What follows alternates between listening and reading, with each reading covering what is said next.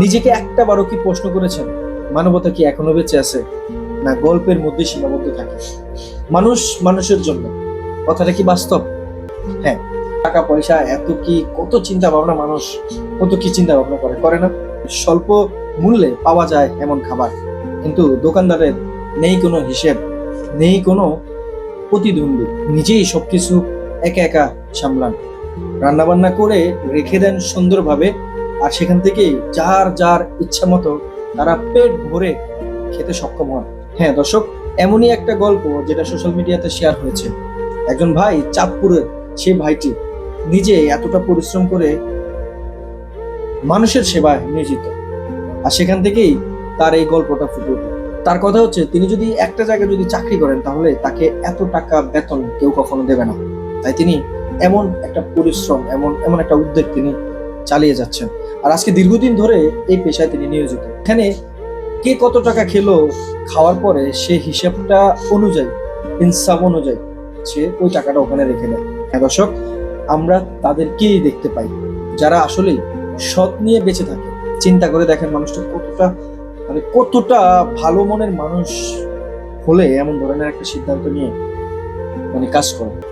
চিন্তা করে, সবাই তো শুধু টাকা পয়সার পাগল, সবাই শুধু বলে যে যে যত বেশি কাজ করবে সে তত বেশি টাকা পাবে, আর এইভাবে পথ চলা হবে, আর এইভাবে চলতে থাকবে। হ্যাঁ, এইভাবে সিস্টেম গুলো করছে না? আরে কারে দুইরা কারে খাইবো, কারে দুইরা কারে কি করবো, আরে কত রকম চিন্তা ভাবনা। আর সেখান থেকে এই সমস্ত ভাইরাই বেঁচে থাকে, তারাই আসল হিরো, আর তারাই বাস্তবতাকে তুলে ধরে। আসলে বেঁচে থাকবে এইভাবে, কারণ আপনি যখন ভালো একটা রেস্টুরেন্টে যাবেন, ভালো খাবার খাবেন, সেখান থেকে কতগুলো টাকা আসবে। আর এই মানুষটা দেখুন, মানে বিনা পরিশ্রম করছে, বাস সাধ্য অনুযায়ী যে যা পাচ্ছে তাকে দিচ্ছে।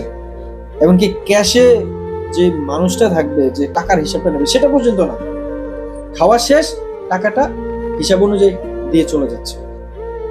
চিন্তা করে দেখেন, মানবতা এখনো বেঁচে আছে। আর এইভাবে মানবতা বেঁচে থাকলেই হয়তো আমরা ভালো কিছু দেখতে পাবো। দেখতে দেখতে তো আমাদের এই সময়টা এইভাবেই চলে যাচ্ছে। কি বলেন? হ্যাঁ, কি ভাবছেন? পারবে না? পারে পারে।